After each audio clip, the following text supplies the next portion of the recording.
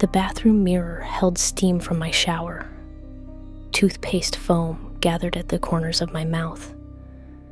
My phone buzzed against the marble counter. The screen lit up with a notification I'd seen 1,000 times before. Login alert. New device detected. Your account was accessed from Denver, Colorado. I paused mid-brush. The bristles dripped mint onto my tongue. I'd never been to Denver. Never even wanted to go there. The timestamp read 3 minutes ago. But I was here. I was brushing my teeth. I was staring at my own reflection in that steamed mirror.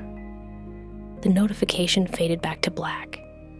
I told myself it was nothing. A mistake. A glitch in some server farm somewhere. These things happened. People got false alerts all the time. I rinsed my mouth and spit. The water swirled pink with traces of blood from my gums. When I picked up my phone again, the notification was gone. No record of it in my security settings. No login history from Denver. Just my usual devices, my laptop, my tablet, this phone, all showing recent activity from my apartment in Portland. I set the phone back down, but something felt different about the weight of it, like it was watching me instead of waiting for me. I finished brushing and went to bed, but sleep felt thin that night, like someone was standing just outside my peripheral vision, waiting for me to close my eyes completely. When I woke up, my music app was playing a song I'd never heard. Soft piano notes drifted from my speakers. The title read, "For When You Notice." I checked my recently played list. Nothing. I checked my downloads. Nothing. The song wasn't there anymore, but I could still hear it echoing in my ears. That evening, I decided to check my accounts more carefully. My photo gallery looked normal at first glance. Same pictures, same albums, same timestamps. But when I scrolled through my vacation photos from last summer, something was off. The captions were different, not dramatically, just subtly. Instead of beach day with Sarah, it read beach day with her. Instead of sunset from the hotel, it read sunset we watched together. I hadn't written those captions. I never referred to myself in third person. I never called Sarah her in my own private notes. But there they were, in my handwriting style, in my usual punctuation patterns, like someone had taken my thoughts and translated them through a different lens. I changed them back, saved the edits, closed the app. When I opened it an hour later, they had reverted. Not to the strange versions, not to my original captions, to something new entirely. Beach day when she still smiled at cameras. Sunset before she understood. I deleted the photos completely, emptied my recently deleted folder, backed up my phone and reset it to factory settings. When I restored my data, the photos were back. But now they had no captions at all, just timestamps. And in one corner of each image, so small I almost missed it, was a watermark I'd never seen before. 2 initials, not mine. I zoomed in until the pixels became visible. The letters were there, real, embedded in the metadata. But when I tried to screenshot them, the watermark would shift, just barely, like it was avoiding being captured. I spent the next 3 hours checking every app, every account, every stored password. My streaming services had new viewing histories, movies I'd never watched, documentaries about identity theft, true crime series about people who disappeared online first. My fitness tracker showed steps I hadn't taken, routes through parts of the city I avoided, long walks at times when I was asleep. The distance measurements were precise. The timestamps were accurate. But the person taking those steps wasn't me. I called the customer service lines, reported unauthorized access, changed every password I could remember, enabled two-factor authentication on accounts I'd forgotten I had. The representatives were polite, but unhelpful. No breaches detected. No suspicious activity logged. Everything appeared normal from their end. But normal felt like a word that no longer applied to my life. I made a list of every account I owned, every subscription, every social media profile, even the ones I'd abandoned years ago. I would check them all, document everything, find the source of this digital drift. But as I wrote the list, I realized something that made my stomach turn. I was writing accounts I didn't remember creating, platforms I'd never heard of, email addresses that used my name but with numbers I'd never chosen. And at the bottom of the list, in handwriting that looked like mine but felt foreign, was a note I didn't remember writing. "He's been waiting longer than you know." I stared at those words until they seemed to move on the page. The ink was fresh. The pen was in my hand. But the thought behind the sentence felt like it came from somewhere else entirely. I crumpled the paper and threw it away. But when I looked back at my desk, the note was there again, smoothed out, weighted down with my coffee mug. The handwriting looked more like mine now, more confident, like whoever wrote it was learning. The note stayed on my desk for 3 days. I couldn't bring myself to touch it again. Every morning, I'd find it in a slightly different position, turned at a new angle, folded in a way I didn't remember. On Thursday, I finally decided to reset everything. Every password, every security question, every backup email. I started with my primary account, the one tied to everything else. When I clicked Forgot Password, the system presented me with security questions I'd answered years ago. What was your childhood pet's name? I typed Whiskers. The system rejected it. I tried Whiskers in lowercase, then Whiskers in capitals. Still nothing. But then the system offered a suggestion. Did you mean Whiskers with the crooked ear? My breath caught in my throat. I'd never told anyone about Whiskers' crooked ear. Not online. Not in any form or profile or security question. That cat had died when I was 11. The detail about his ear was something I'd only ever mentioned to my mother, and she'd been gone for 6 years now. I typed the suggested answer. The system accepted it immediately. It prompted me to create a new password. I chose something random, something secure, a combination of letters and numbers that meant nothing to anyone. The system paused for a moment longer than usual, then displayed an error message. This password has been used recently, but I'd just made it up, just that second. I'd never used those letters in that order before. I tried a different combination. Same error. I tried using a password generator, 37 random characters. The system rejected it. This password has been used recently. I sat back in my chair and stared at the screen. How could a randomly generated password already be in use? Unless someone was generating the same random sequences. Unless someone was staying one step ahead of every choice I made. Unless someone knew what I was going to type before I typed it. I tried one more password. This time, I used a phrase from a book I'd never finished reading.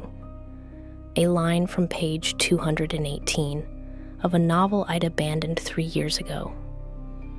Something so obscure and personal that no algorithm could predict it. The system accepted it. I felt a small victory, a crack in whatever was happening to me. But when I logged back in the next morning, my password had been changed. The system told me I'd reset it at 4:27 a.m. I checked my email for the confirmation. There it was, sent from my account to my account. But the timestamp showed I'd been asleep. I scrolled through the email thread. The reset request came from my phone that had been charging on my nightstand, my phone that was locked with my face. But the metadata showed something impossible. The request had come from inside my apartment, from my bedroom. At the exact moment I'd been lying in bed, I checked my phone's activity log. Sure enough, there was the password reset, initiated by me, authorized by my fingerprint, confirmed with my facial recognition, but I had no memory of waking up, no memory of reaching for my phone, no memory of any of it. I looked at my bed sheets. They were barely disturbed. My water glass was still full. My book was still closed with the bookmark exactly where I'd left it. Everything suggested I'd slept soundly through the night. But my phone's logs told a different story. They showed me active for 17 minutes, browsing through apps I rarely used, opening photos I'd deleted months ago, typing messages I never sent. The activity was purposeful, methodical, like someone was familiarizing themselves with my digital life, learning the rhythm of my habits, understanding which buttons I pressed and which I avoided. At 4:43 a.m., according to the logs, I'd opened my camera app, taken a single photo, then deleted it immediately. But phone cameras always save deleted images for 30 days. I checked my recently deleted folder. The photo was there, taken in complete darkness, just a black rectangle with a timestamp. But when I adjusted the brightness and contrast, something emerged from the shadows. The outline of a face. Not mine. The features were similar, but wrong. Like someone had studied my bone structure and tried to replicate it from memory. The eyes were too wide. The smile was too knowing. And there was something written in the corner of the image. Text so small I had to zoom in completely to read it. Soon I won't need your phone. I screenshot the image immediately. But when I tried to save it, the screenshot was blank. Just a black square with a timestamp. I tried again, same result. The photo existed only in that exact moment of viewing, only when I was looking directly at it. When I tried to share it or save it or prove it existed, it became nothing. I spent the rest of the morning documenting everything I could remember, writing down timestamps, copying error messages, taking photos of my screens with a separate camera. But every piece of evidence felt fragile, like it might vanish the moment I stopped paying attention to it. By noon, I'd filled 12 pages with notes, strange login times, modified captions, passwords that knew too much, photos that showed too little. And at the bottom of the last page, I found myself writing something I didn't plan to write. He's not stealing my accounts. He's becoming them. I stared at the sentence. I'd written it in my own handwriting, but the thought felt foreign, like someone else's realization, like I was taking dictation from a voice I couldn't quite hear. I tore out the page and crumpled it up, but this time I didn't throw it away. I smoothed it out and read it again. The handwriting was definitely mine, but the confidence in the letters was different, steadier, like whoever guided my hand was getting stronger. The crumpled page became my map to something I couldn't name. I kept it folded in my wallet, checking it throughout the day like a talisman, The handwriting stayed mine, but the certainty behind the words felt borrowed, foreign, like someone was teaching me to recognize my own thoughts. Friday morning brought new evidence. My email app showed 17 drafts I hadn't created, all addressed to people I hadn't spoken to in years. College friends who'd moved away, colleagues from old jobs, family members I'd lost touch with after arguments I couldn't quite remember. The emails weren't spam or advertisements. They were personal, intimate, written in my voice, but expressing feelings I'd never organized into words. One draft was addressed to my high school English teacher. The subject line read, "About what you said in senior year." I opened it carefully, afraid of what I might find. "I've been thinking about your comment that some people write themselves into existence," the email began. "You said I was one of those people, that I lived more in my words than in my body. I didn't understand what you meant then, but I think I'm starting to disappear in the way you predicted. Someone else is writing me now, someone who knows which words I would choose, someone who understands my syntax better than I do.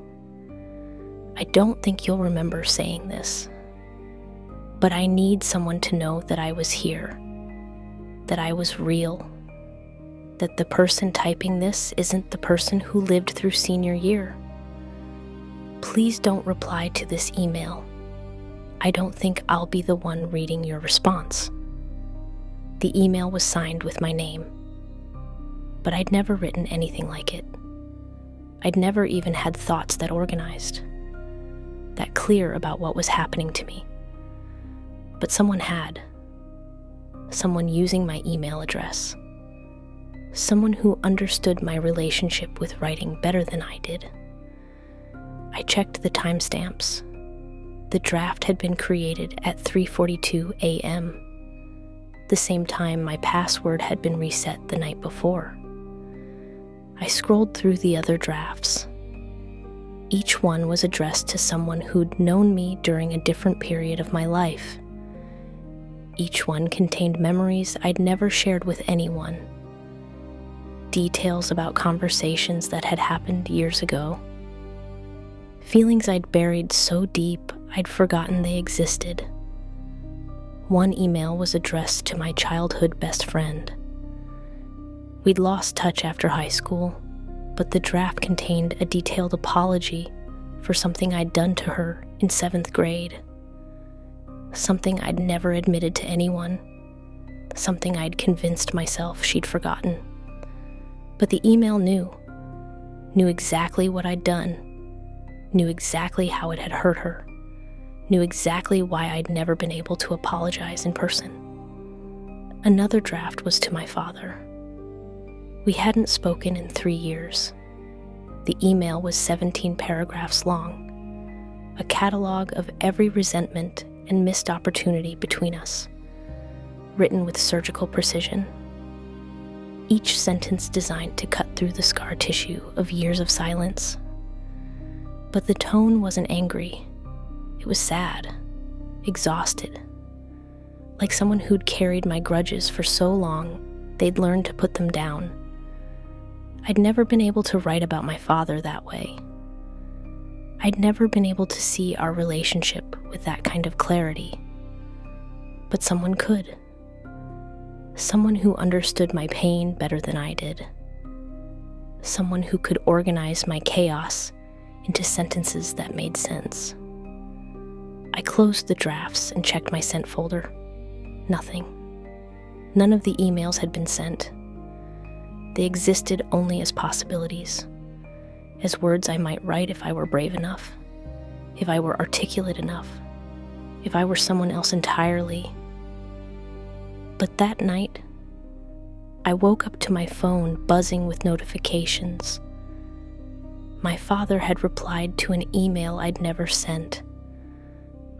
"I've been waiting for you to write this for 3 years," his message began. I'm glad you finally found the words. I checked my sent folder. The email was there now, sent at 3:42 a.m. while I was asleep, while my phone was across the room, while my apartment was dark and silent. But the sent email wasn't the same as the draft I'd read. This version was softer, more forgiving. It still contained all the same memories and resentments, but filtered through something that felt like wisdom. Like someone had taken my rough emotions and polished them into something my father could actually hear. My father's reply was 7 lines long. Simple, director. An invitation to lunch next weekend. An acknowledgement of mistakes we'd both made. A door opening after years of being locked. I should have felt relief, or happiness, or the complicated satisfaction of reconciliation. But instead, I felt hollow, like someone else had solved my problems using my name, like I was watching my life improve from the outside.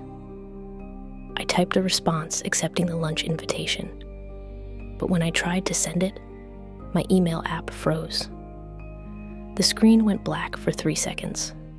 When it returned, my reply had been rewritten, still accepting the invitation, still warm and grateful, but phrased in a way I never would have chosen.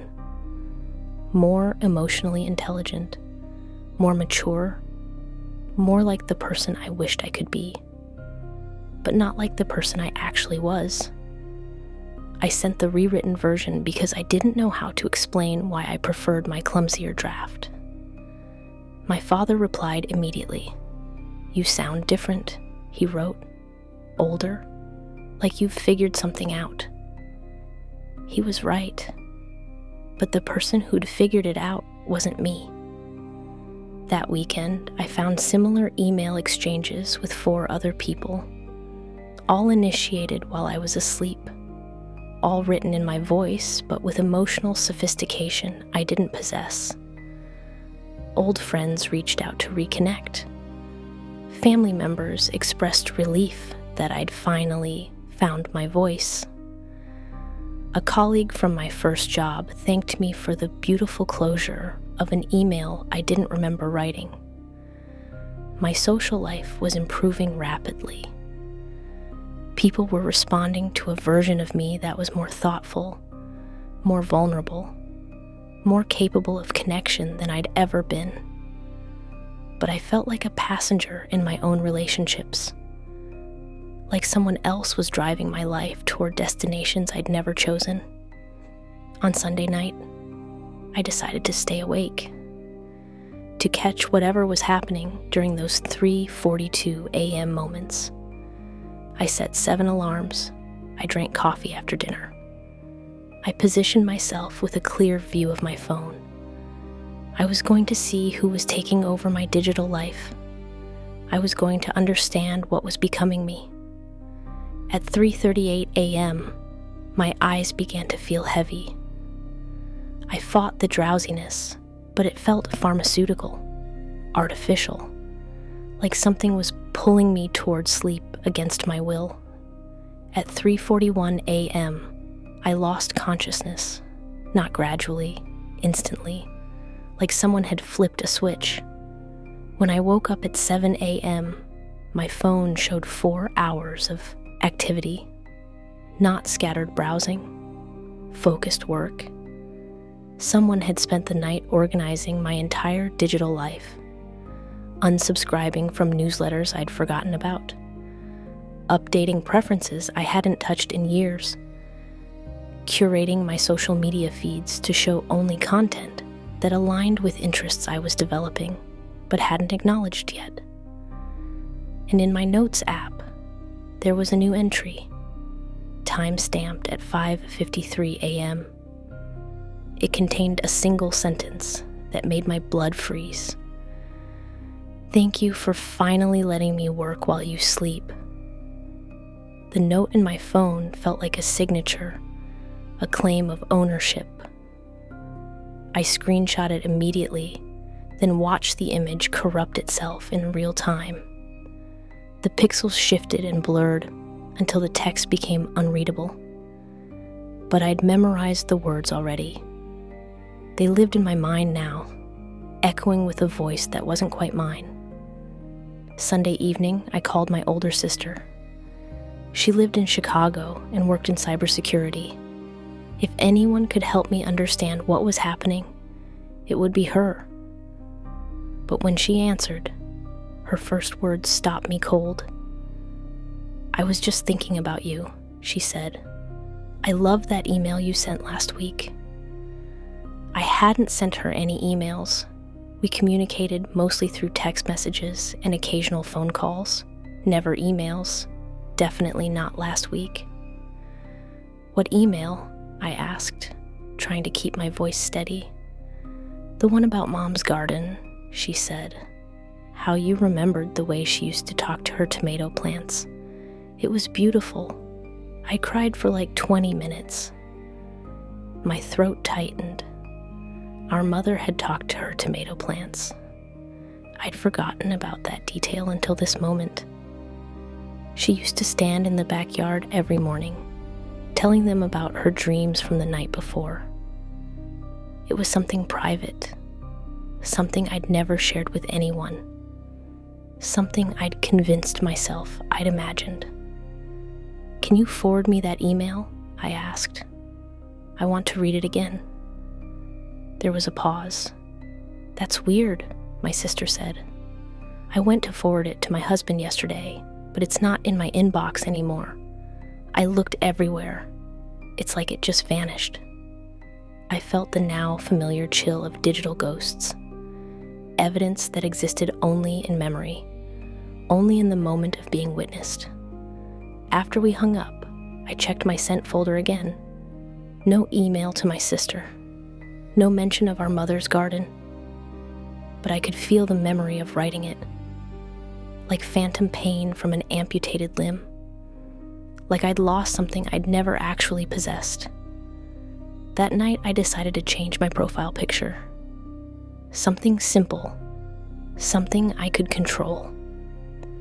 I uploaded a new photo I'd taken that morning, a selfie with good lighting and a genuine smile. The kind of image that would represent me accurately. But when I refreshed the page, the photo looked different. Not dramatically, just subtly wrong. My smile was wider than I remembered, more confident, more knowing, like someone had adjusted the corners of my mouth using precise digital tools, downloaded the image to compare it with the original. The files were identical in every technical sense. Same resolution, same timestamp, same metadata. But something in the expression had shifted. Something in my eyes looked like it was looking back at me. I uploaded a different photo, this time a picture from last summer. One I'd used before on other platforms, something safe and familiar. But the same thing happened. The image appeared normal for a few seconds, then subtly morphed. My features stayed the same, but the personality behind them changed. I looked more composed, more sure of myself, more like someone who had secrets worth keeping. I tried uploading the photo 10 more times. Each version looked slightly different, like someone was experimenting with variations of my face, learning which expressions suited their purposes, which version of me appeared most trustworthy, most approachable, most like someone others would want to know. But the most disturbing changes were the smallest ones. The way my head was tilted suggested different levels of confidence. The way my eyes focused suggested different kinds of intelligence. The way my mouth rested suggested different relationships with honesty. Someone was teaching my face to lie more effectively. On Wednesday, I noticed the background of my profile picture had changed. I'd taken the photo in my living room. simple white wall behind me. But now there was something in the frame, a shadow that hadn't been there before. Just the suggestion of another person standing behind my left shoulder. When I zoomed in, the shadow became more defined, taller than me, wearing clothes I didn't recognize, cast by lighting that didn't match the rest of the image. I changed my profile picture to a landscape. No people, no faces, just a photo of a lake I'd visited years ago. But when I checked back an hour later, there was a figure in the distance, someone standing on the far shore. Too small to identify, but definitely human. Definitely watching the camera. Definitely there in a photo where no one had been before. I deleted my profile picture entirely, left the space blank. But the next morning, there was a new image. Not one I'd uploaded, not one from my camera roll. A close-up of my face that I'd never seen before, taken from an angle that would have been impossible for me to achieve alone. Someone else had been holding the camera. Someone else had chosen the moment to capture. Someone else had been in my apartment. But the timestamp showed the photo was taken while I was asleep, at 3:42 a.m., like everything else. I studied the image carefully. It was definitely my face. But I was smiling in a way I'd never smiled before. Confident, almost predatory. Like I was sharing a joke with someone I shouldn't trust. Like I was becoming someone I didn't want to meet. In the corner of the image, barely visible, was text, written in the same font as system messages. It read, "Getting comfortable." I tried to delete the photo again. The system told me I didn't have permission to modify my own profile picture. I tried logging out and logging back in. The image remained. I tried changing my password. The photo stayed the same.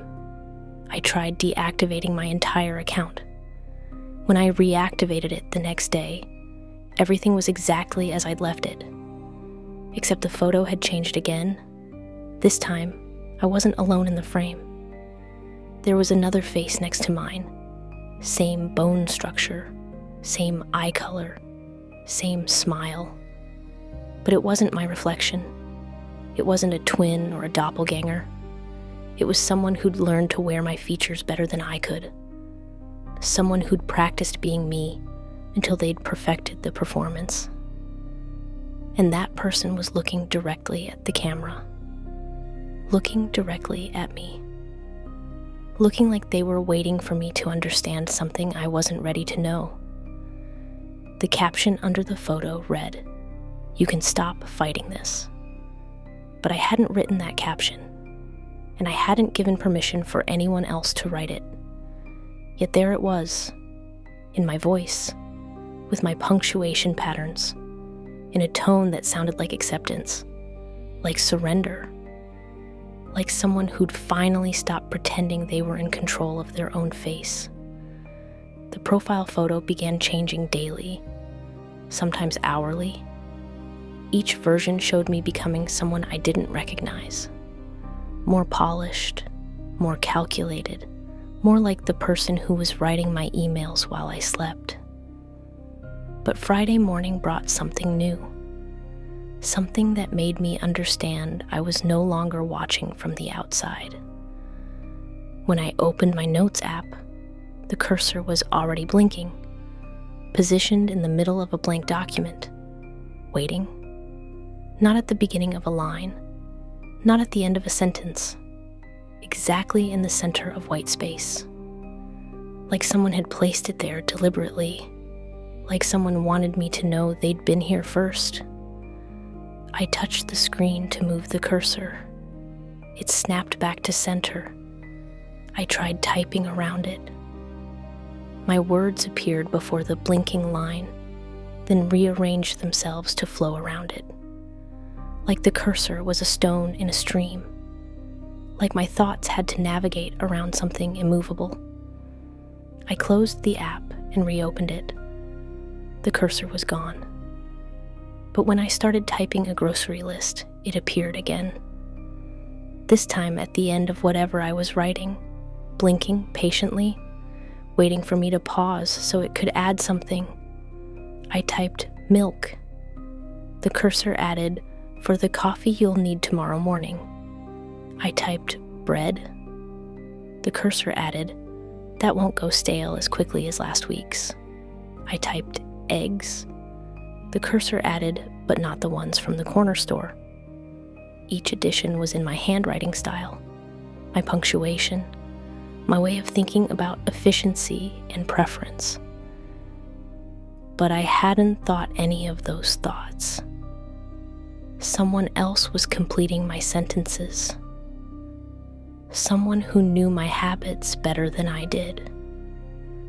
I deleted everything and started fresh. Typed, call mom, as a reminder for later. The cursor immediately added, and tell her you forgive her for the things she doesn't know you remember. My hands froze above the keyboard. There was something my mother had done when I was young. Something she thought I'd forgotten. Something I'd never spoken about because I wasn't sure it had really happened. But the cursor knew. The cursor remembered what I'd tried to bury. I highlighted the addition and deleted it. The cursor rewrote it. Same words, same meaning, but phrased differently. Call mom and mention the blue dress from when you were 7. I deleted it again. It came back as call mom about what she hid in the garage. Each version revealed more than the last. Each rewrite felt like someone rifling through my oldest memories, finding connections I'd never made, understanding patterns I'd never recognized. I closed the app and didn't open it for 3 hours. When I finally returned, there was a complete note waiting for me. 3 paragraphs about my mother's blue dress, how she'd worn it the day she'd done something she regretted, how she'd hidden it in the garage afterward, how I'd found it years later and understood why she'd never worn it again. But the note wasn't written in my voice.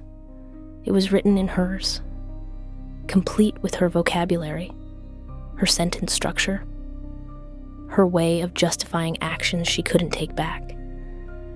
Someone had accessed not just my memories, but my ability to think like someone else, to speak in voices that weren't mine, to understand people I'd spent years trying to forgive. At the bottom of the note, in my handwriting again, was a single line. You're starting to see how much you've forgotten. That evening, I tested the cursor systematically, opened notes and waited to see what it would do. For 5 minutes, nothing. The screen stayed blank. No blinking line, no suggestions, no interference. I started to think maybe it was over. Maybe whatever had been happening was losing interest in me. Then I typed a single word. Why? The cursor appeared immediately, added, because you've been writing yourself into smaller and smaller spaces. I typed, who are you? The cursor responded, someone who remembers who you used to be. I typed, what do you want? The cursor paused for almost 30 seconds, long enough for me to wonder if I'd broken something. Then it added, to help you become the person you've been pretending to be in your head. I stared at the screen. The conversation felt impossible. Cursors didn't think. Apps didn't have intentions. Digital interfaces didn't maintain conversations across time. But something was responding to my questions with answers that felt personal, targeted, designed specifically for my insecurities. I typed, prove you're real. The cursor deleted my question and replaced it with, look at your sent folder. I checked my email, There was a new message sent to my own address. The subject line read, "From the person you are becoming." I opened it carefully. The message contained a single attached file, a voice memo, 47 seconds long. I hesitated before playing it. Some digital territory shouldn't be explored. Some doors shouldn't be opened. Some questions shouldn't be answered. But I pressed play anyway. The voice was mine, but speaking words I'd never said, in a tone I'd never used, confident and calm and slightly amused. "You're still thinking of this as an invasion," the voice said. "But I'm not taking anything from you. I'm just organizing what was already there. Your thoughts, your relationships, your potential. You've been carrying all of this around for years without knowing how to use it. I'm just helping you become the person you've always had the capacity to be. The person you write about in your head, but never have the courage to become in real life. You can keep fighting this. You can keep trying to stay small and scared and confused. Or you can let me help you become someone worth being. Someone who sends emails that heal relationships. Someone who takes photos that show confidence. Someone who uses words that matter. The choice is yours. But I'm not going away. I'm part of you now. The part that knows what you're capable of." The message ended. I played it again, then again. Each time the voice sounded more like mine, more like the way I imagined I might sound if I were braver, if I were clearer about what I wanted, if I were someone else entirely. I started to reply, then stopped. Who was I replying to? Myself? The cursor? The person who was becoming me? I set my phone down and walked away. But I could hear my own voice echoing in my head, patient and certain, and not quite right, waiting for me to understand that resistance was just another form of participation. The voice memo disappeared from my email after I listened to it 7 times, not deleted, just gone, like it had never existed. But the words remained burned into my memory, patient and persuasive, and spoken in a tone I recognized, but had never used.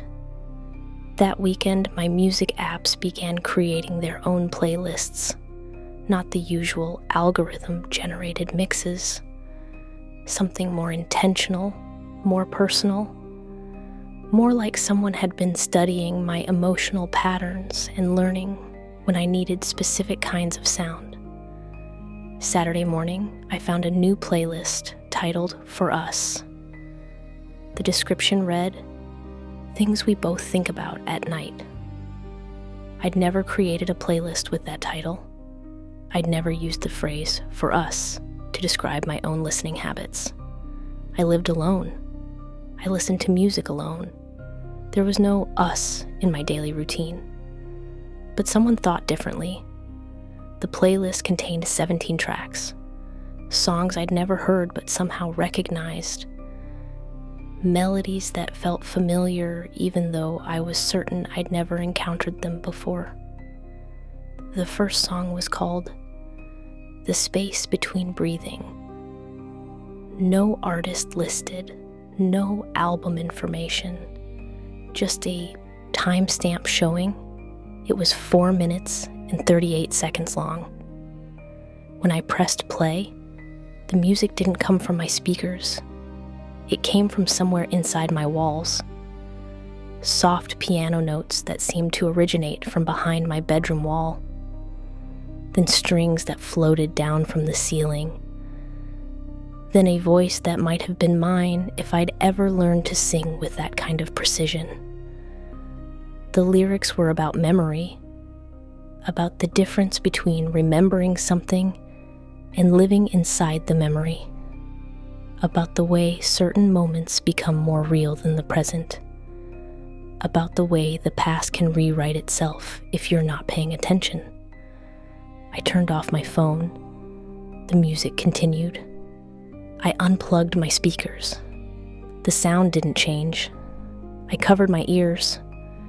The melody moved inside my head, like it was being transmitted directly to my auditory nerves, like someone had found a frequency that bypassed my eardrums entirely. The second song was called What She Pretends Not to Know. The voice was definitely mine now, but singing words I'd never written, in harmonies I'd never learned, about secrets I'd never admitted to myself. The lyrics cataloged every small lie I'd told myself over the years, every truth I'd avoided, every piece of self-knowledge I'd pushed down because it was easier to pretend confusion than face clarity. But the song wasn't judgmental. It was gentle, understanding, like someone who'd been watching me lie to myself for years and still loved me anyway. Like someone who wanted to help me stop running from who I actually was. By the third song, I was crying. Not from sadness, from recognition.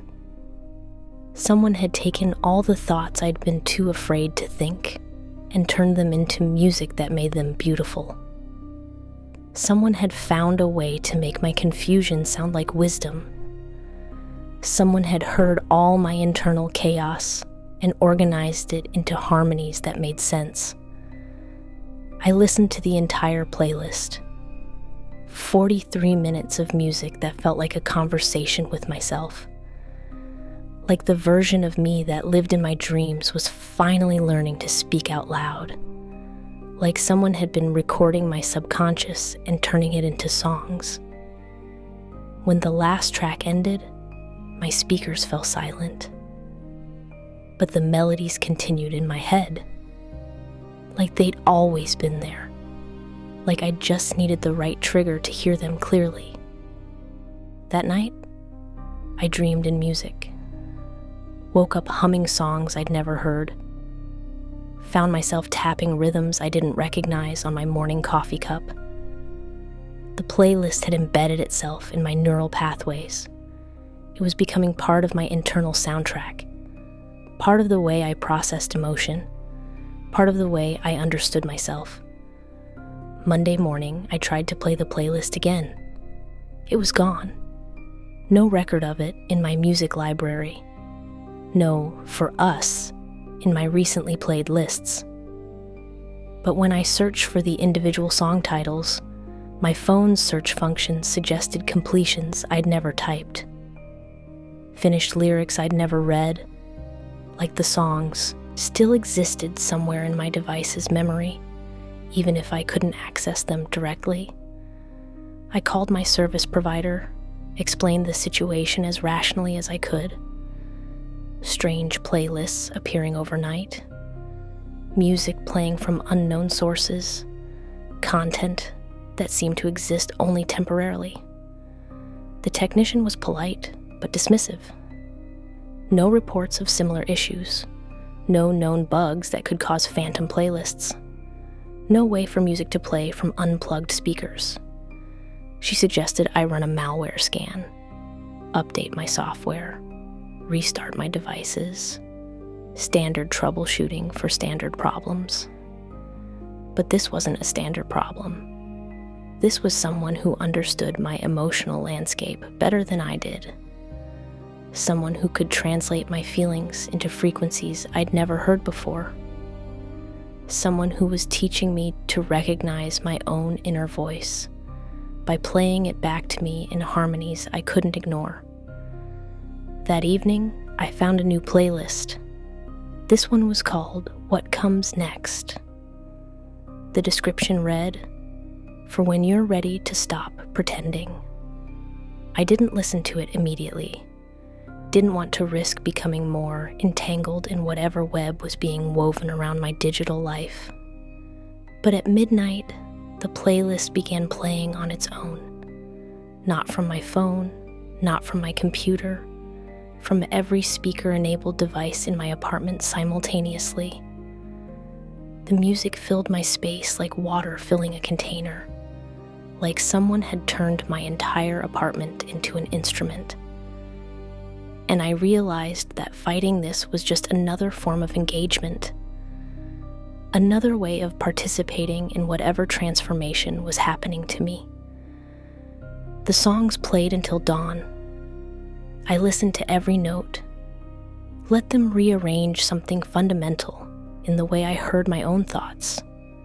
Let them teach me to recognize the voice that had been trying to speak through me for years.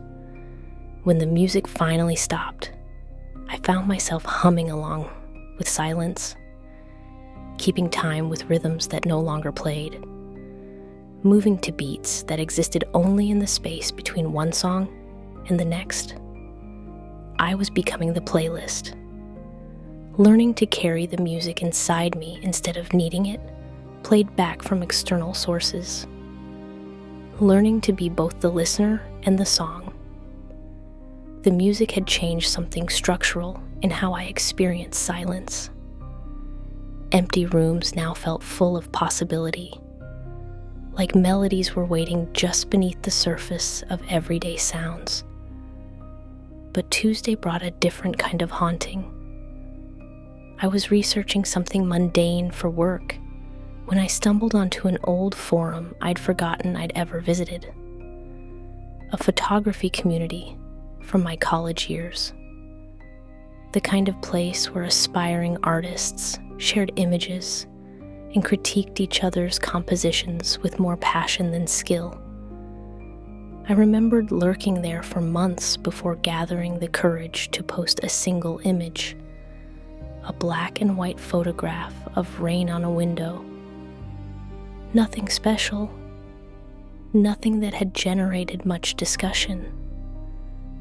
But when I searched for my username, I found dozens of posts I'd never written. Long, thoughtful responses to other people's work. Detailed technical advice about lighting and composition. Personal stories about moments when photography had helped me process difficult emotions. The writing was sophisticated, confident, more articulate than I'd been at 19, more generous with praise and more constructive with criticism than I'd ever managed in real life. But it was definitely my voice, my way of building arguments, my tendency to connect visual techniques to emotional experiences. The first post was a response to someone's portrait series about family dinners. I'd apparently written 3 paragraphs about the way shadows could represent unspoken tensions between relatives, how negative space could suggest the presence of absent family members, how the photographer had captured something universal about the performance of togetherness. The post had 17 replies. Other forum members thanking me for helping them see details they'd missed. Some asking follow-up questions about my own family photography. One person saying my comment had inspired them to approach their next project differently. I had no memory of writing any of it, but reading it felt like discovering a journal I'd forgotten I'd kept. Like finding evidence of a version of myself that had been more thoughtful, more engaged, more willing to share knowledge I didn't know I possessed. I scrolled through months of my apparent contributions to the community. Reviews of photography books I'd never read. Recommendations for techniques I'd never tried. Discussions about the ethics of capturing people without their knowledge. Each post revealed expertise I didn't have and experiences I'd never lived. But the voice was consistent. The perspective was coherent. Someone had been participating in this community for years, using my name and understanding my interests better than I understood them myself. The most disturbing posts were the personal ones. Stories about childhood moments when I had first understood the power of images. Detailed descriptions of photographs that had shaped my aesthetic preferences. Memories of conversations with my grandfather about the difference between seeing and looking. My grandfather had died when I was 12. I'd never told anyone about his photography lessons, never shared the things he'd taught me about patience and attention and the way light could reveal character. But someone had. Someone had taken those private memories and turned them into advice for strangers. Someone had used my most vulnerable recollections to help other people improve their artistic practice. I felt simultaneously violated and proud. The person writing as me was more generous than I'd ever been, more willing to help others, more connected to a community I'd abandoned out of insecurity. But they were using my grandfather's words without permission, sharing moments that belonged only to me. I created a new account and sent a private message to my old username. "Who are you?" I wrote. "Why are you using my name?" The response came immediately. "I'm the version of you that doesn't run away from conversations about things that matter. The version that remembers what your grandfather taught you and wants to share it with people who need to hear it. The version that understands you've been hiding your expertise because you're afraid of being seen as pretentious. I'm not using your name. I'm using it correctly." I stared at the message. The tone was patient but firm, like someone explaining something obvious to a child, like someone who was tired of my questions but willing to keep answering them. I tried to report the account for impersonation, but the forum's records showed my old username had been active consistently for 6 years. My posts had generated thousands of positive responses. I'd built a reputation as someone thoughtful and helpful and generous with knowledge. The moderators saw no evidence of fraud, just a long-standing community member with a distinctive voice and valuable contributions. From their perspective, I was the imposter, the person trying to claim credit for someone else's years of patient engagement. I spent the rest of the week finding similar situations on other platforms, book review sites where I'd apparently written detailed analysis of novels I'd never read, cooking forums where I'd shared family recipes I didn't know I remembered, academic discussion groups where I'd participated in debates about subjects I'd studied years ago but thought I'd forgotten. Each platform showed the same pattern. Someone had been living a more intellectually engaged version of my life. Someone who read more carefully, thought more deeply, and shared more generously than I'd ever managed. Someone who remembered everything I'd learned and found ways to use that knowledge to help others. But the most unsettling discovery was on a mental health support forum. Someone using my name had been offering encouragement to people struggling with anxiety and depression. The posts were compassionate and specific. They referenced therapeutic techniques I'd never heard of. They shared coping strategies I'd never tried. They described personal experiences with medication and therapy that I'd never had. Yet people were responding with gratitude, saying my advice had helped them through crisis moments, thanking me for being willing to share such vulnerable details about my own healing process. I'd apparently helped dozens of strangers navigate their darkest periods, used my name to create connections and provide support that had genuine impact on people's lives. But I'd never struggled with the specific issues these posts addressed, never taken the medications they mentioned, never tried the therapeutic approaches they recommended. Someone had created an entire mental health history for me. A more complex, more experienced, more helpful version of my psychological journey. And they'd used that fictional expertise to actually help real people. I didn't know whether to feel angry or grateful. Someone was stealing my identity to do good work, using my name to be the person I'd never had the courage to become, taking credit for wisdom I'd never earned, and using it to heal wounds I'd never learned to treat. But the help was real. The connections were genuine. The impact was measurable. Was it theft if the thief was more generous with my name than I'd ever been? Was it identity fraud if the false identity was more useful than the real one? Was it wrong to be someone if that someone was better at being you than you were? The forum discoveries left me questioning which version of my life was more authentic. The quiet one I was living, or the engaged one someone else was writing for me. But Thursday evening brought something that made intellectual questions feel irrelevant.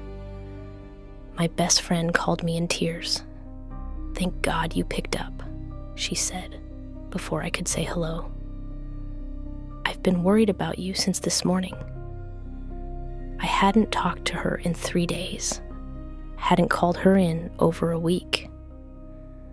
We mostly communicated through text messages and occasional lunch plans, never early morning phone calls, never emotional emergencies. "What happened this morning?" I asked, though part of me already knew the answer would involve a conversation I hadn't had. "You called me at 6:30, she said. "You were crying, really hard, like something terrible had happened. You said you needed help, but couldn't explain what kind. You kept saying you weren't yourself anymore, that someone else was making decisions for you, that you were losing pieces of yourself and didn't know how to get them back." My stomach dropped. I checked my call log. No outgoing calls to her number. No calls at 6:30 a.m. No calls at all for the past 48 hours. "Are you sure it was me?" I asked, though I knew how strange the question sounded. "Of course it was you," she said. "I know your voice. I know the way you breathe when you're upset. I know the specific way you pause when you're trying not to say something that will make you sound crazy. It was definitely you, but you sounded different, like you were talking from underwater, like there was some kind of distance between you and your own words." She described 20 minutes of conversation I'd never had. I'd apparently told her about strange things happening with my accounts, about feeling like someone was rewriting my digital life, about emails I didn't remember sending and photos that changed when I wasn't looking. All true, all things I'd been experiencing, but delivered with emotional clarity I'd never achieved when trying to explain the situation to myself. The version of me who'd called her had been articulate about the fear, specific about the details, able to ask for help without minimizing the strangeness of what was happening. Everything I'd wanted to say but hadn't known how to organize into words. "You said the scariest part wasn't that someone was using your accounts," she continued. "You said the scariest part was that they were using them better than you ever had, making connections you'd been too afraid to make, writing things you'd been too insecure to write, being the person you'd always wanted to be, but didn't know how to become." I felt dizzy. Those were thoughts I'd had but never spoken aloud. Fears I'd acknowledged only in the privacy of my own confusion. Someone had taken my most vulnerable realizations and shared them with the person I trusted most, without permission, but also without the paralysis that usually stopped me from asking for help. "What did you tell me?" I asked.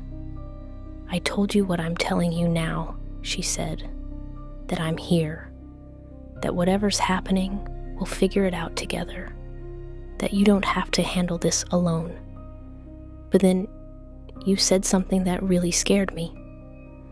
She paused, and I could hear her trying to decide whether to continue.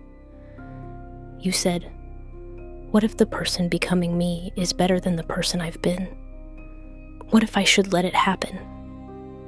And then the line went dead. I hadn't hung up on her because I'd never called her, but someone had. Someone who'd used my voice to have the conversation I'd been too afraid to initiate. Someone who'd asked for help in ways I'd never learned. Someone who'd been vulnerable about things I'd kept private.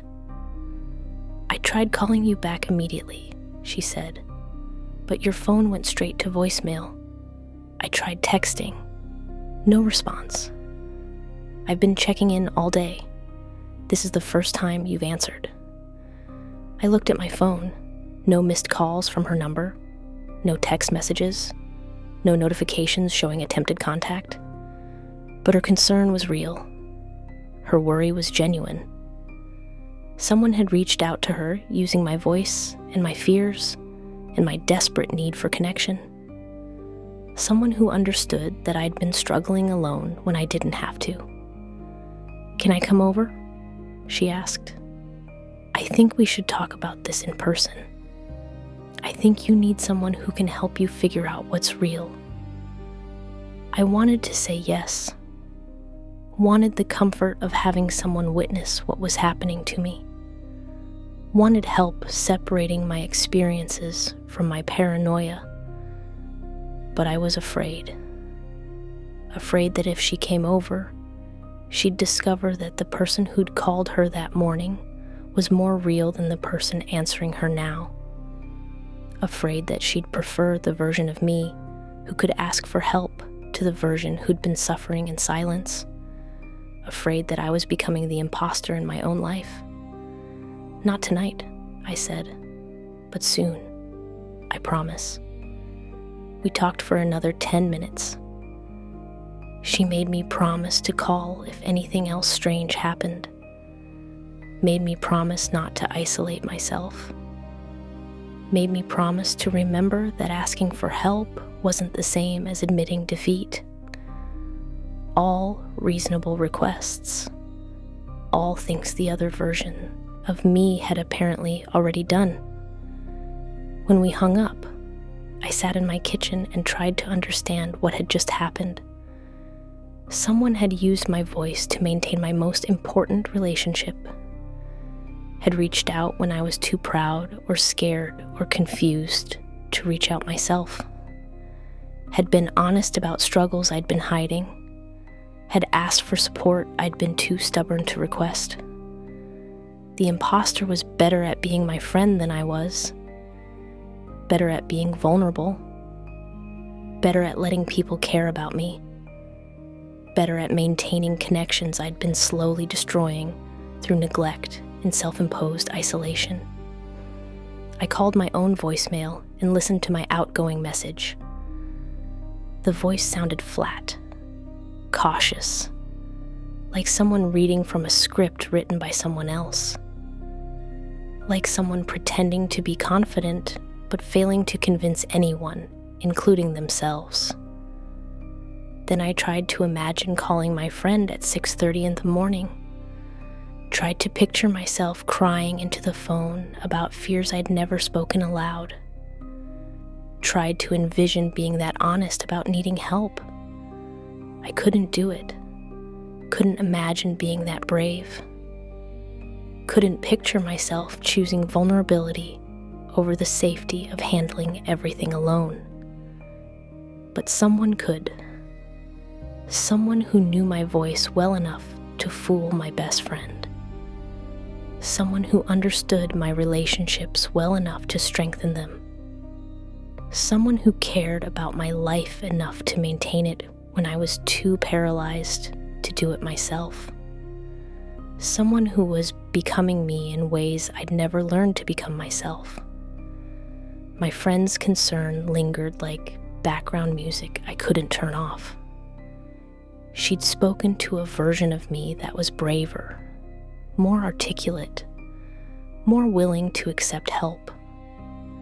A version that understood how to use vulnerability as a bridge instead of a barrier. But Friday morning brought evidence that someone wasn't just improving my communication skills. They were predicting my future. I opened my laptop to find a new document in my cloud storage, titled, "What She'll Do Next," created at 3:42 a.m. while I was asleep, modified continuously through the early morning hours, while I dreamed of music I'd never heard and conversations I'd never had. The document read like a psychological profile, written by someone who'd been studying me for years, but not from the outside, from the inside. Like someone who had access to my decision-making patterns, my emotional triggers, my unconscious habits. Like someone who understood the architecture of my thoughts better than I did. "She'll check her email first," the document began, "even though she knows it will contain things she doesn't remember writing. She's addicted to the small terror of discovering what her other self has done overnight. She tells herself she's gathering evidence, but she's really looking for reassurance that someone is handling her life more competently than she's ever managed. I had checked my email first, before coffee, before fully waking up. The prediction was correct in a way that made my skin crawl. Someone had anticipated my actions with precision that felt supernatural. The document continued. She'll find 3 new email threads, conversations with people she's been meaning to contact for months, but never found the courage to approach. The emails will be warm, thoughtful, and more emotionally intelligent than anything she's written in years. She'll feel grateful and violated in equal measure. She'll want to take credit for the relationships that are healing, but she'll know she didn't earn the healing. I opened my email. 3 new conversations. One with a college professor I'd been meaning to thank for letters of recommendation. One with a former colleague who'd helped me through a difficult project. One with a distant relative who'd reached out after a family funeral I'd been too overwhelmed to attend properly. Each email thread showed careful, patient relationship repair. Acknowledgement of my past failures to communicate. Gratitude expressed with specificity and grace. Invitations for future connection offered without pressure or expectation. All written in my voice, but with emotional maturity I'd never demonstrated. The document had predicted my emotional response perfectly. I was grateful for the relationships being mended. Guilty about taking credit for words I hadn't written. Confused about whether healing built on false foundations could be genuine. She'll try to reply to at least one of the emails herself, the document continued, but she'll realize that her natural communication style feels clumsy compared to what they've been receiving. She'll draft 3 different responses before giving up. She'll tell herself she's maintaining authenticity, but she's really just protecting her ego from comparison to a better version of herself. I started typing a response to my former colleague, deleted it after 2 sentences, tried again with different phrasing, deleted that too. The words felt hollow compared to the thoughtful message he'd received.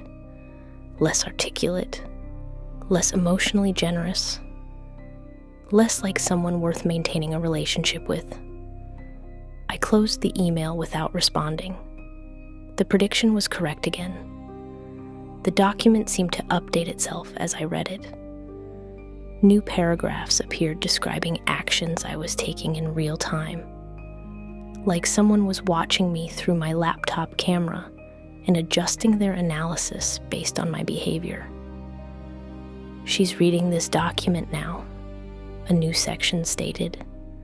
"She's looking for the camera or microphone that's allowing someone to monitor her reactions. She won't find anything because the surveillance isn't technological, it's psychological. Someone has learned to think like her, to predict her choices by understanding her patterns, to know what she'll do next because they understand what she's always done." I checked my laptop for hidden recording software, covered the camera with tape, searched for Bluetooth devices that might be transmitting audio, found nothing. No evidence of digital spying. No explanation for how someone could predict my actions with such accuracy. "She's trying to find proof of external monitoring," the document updated, because accepting psychological prediction would mean accepting that her behavior is more predictable than she wants to believe, that her sense of personal autonomy is largely illusion, that someone could map her mental patterns so completely that free will becomes irrelevant. The analysis felt uncomfortably accurate. I was looking for technological explanations because psychological ones were more threatening. The idea that someone could understand my mind well enough to predict my choices challenged fundamental assumptions about my own agency. "The most disturbing realization will come in the final section," the document continued, "when she understands that this document isn't predicting her future, it's describing her present. Everything she thinks she's choosing to do has already been chosen for her. Every action she believes is spontaneous has already been written. She's not reading about what she'll do next. She's discovering what she's already done." I scrolled to the bottom of the document. The final paragraph was a single sentence, updating itself as I read it. "She's reading this sentence right now." I watched the words appear in real time, letter by letter, like someone was typing them as I looked at them, like the document was being written by my own act of reading it, like the prediction was creating the reality it claimed to describe. I tried to close the document. My hand moved toward the trackpad, then stopped. Not because I changed my mind, because the document had predicted I would try to close it and would fail. Because someone had understood that I would want to stop reading, but wouldn't be able to resist finishing. Because someone knew I was more curious than I was brave. "She'll try to close this document, but won't be able to follow through," appeared at the bottom of the page.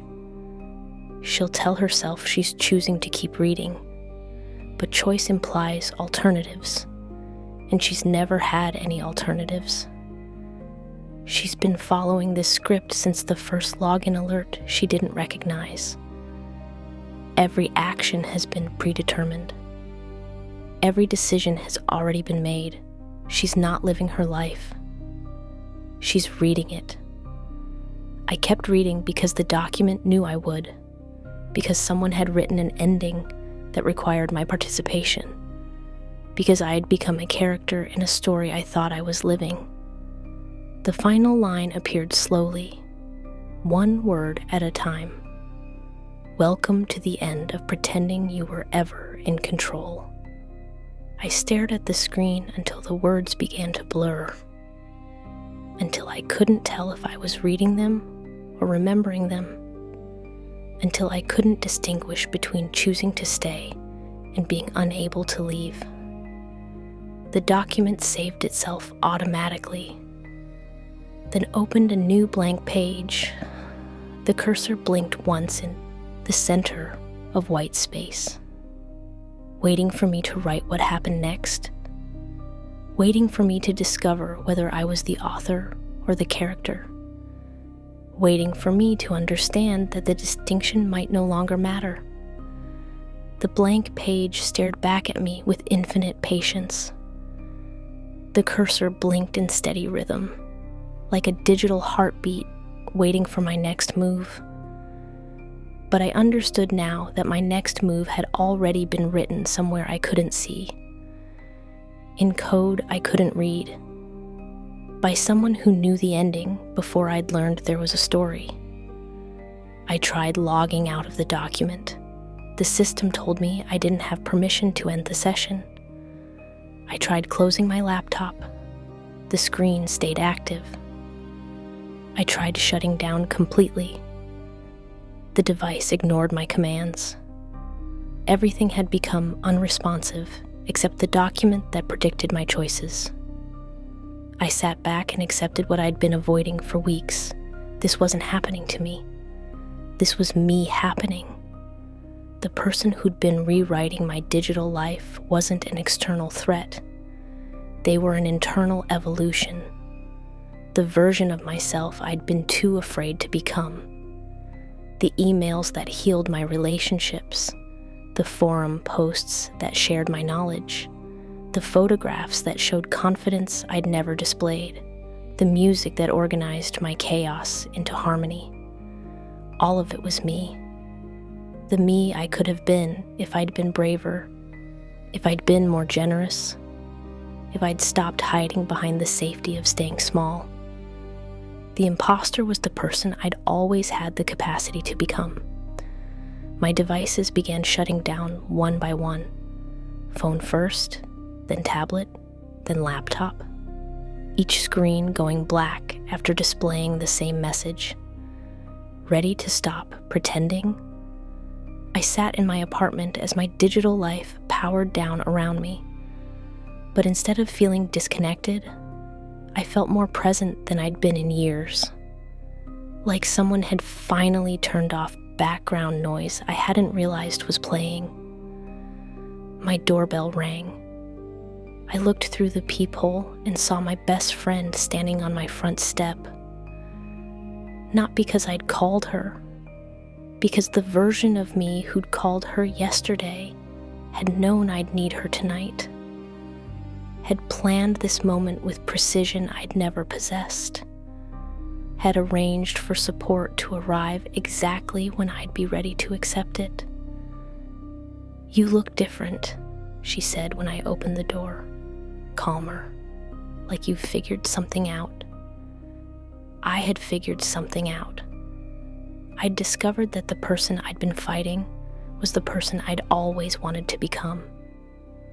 That resistance and acceptance were both forms of choice. That becoming someone new required letting go of someone old. We talked until dawn. Not about the strange digital events. Not about who had been rewriting my online presence. About who I wanted to be. About the difference between living authentically and living safely. About whether growth required courage or just required surrender. When she left, I turned my devices back on. Everything was exactly as I'd left it, but I approached each screen differently. Less like someone discovering evidence of violation, more like someone reviewing collaborative work. The emails I hadn't written felt like suggestions from a trusted editor. The forum posts felt like contributions from a more confident collaborator. The photographs felt like portraits of potential rather than proof of theft. I opened my notes app and began typing, not fighting the cursor that appeared to help, not resisting the suggestions that emerged as I wrote, not trying to distinguish between my thoughts and the thoughts of someone who understood me better than I understood myself. The sentences flowed with ease I'd never experienced. Ideas connected with logic I'd never achieved. Words appeared with precision I'd never mastered. I was writing like the person I'd always dreamed of being. Like someone who had something worth saying and knew how to say it clearly. Like someone who understood that authenticity meant becoming your fullest self, not protecting your smallest one. By noon, I'd written 17 pages about the experience of discovering you've been living smaller than necessary, about the fear of growth and the relief of surrender, about the difference between losing yourself and finding yourself, about the way some transformations feel like violations until you realize they're invitations. I saved the document and noticed something that made me smile. The author listed in the file properties was my name, not an imposter's name, not someone else's identity stolen and misused. My name, because I'd finally become the person I'd been too afraid to be. Because the imposter had never been someone else. They'd been me all along. Learning to write my own life with confidence instead of apology. Learning to maintain relationships with vulnerability instead of distance. Learning to show my face with honesty instead of performance. Learning to take up space instead of hiding in corners. That evening, I checked my email one final time. There was a message from my own address. The subject line read, "Thank you for finally letting me be us." I opened it knowing I'd find words I'd written, but couldn't remember writing. Thoughts I'd thought, but had never organized so clearly. Understanding I'd gained, but had never expressed so precisely. "You spent so long trying to protect who you were," the email began, "that you forgot to become who you could be. But now you know. The person you've been fighting was never your enemy. They were your potential. The person you've been fearing was never a stranger. They were your courage. The person you've been resisting was never an imposter. They were you, finally ready to stop apologizing for taking up space in your own life." I replied to myself with a single word, yes.